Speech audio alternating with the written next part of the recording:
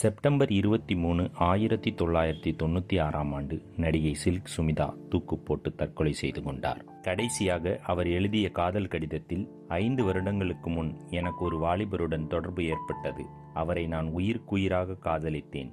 ஆனால் அவர் என்னை ஏமாற்றிவிட்டார். இதனால் எனது வாழ்க்கையை முடித்துக் கொள்வதென்று முடிவுக்கு வந்தேன். உலகில் எனக்கு வாழவே பிடிக்கவில்லை. ஆகவே எனது வாழ்க்கையை முடித்துக் கொள்கிறேன் என்று சில்க் சுமிதா அந்த கடிதத்தில் எழுதியிருந்தார். இந்த கடிதம் தெலுங்கு மொழியில் எழுதப்பட்டிருந்தது. இந்த கடிதத்தில் தான் காதலித்த வாலிபர் யார் என்பதை சில்க் சுமிதா குறிப்பிடவில்லை.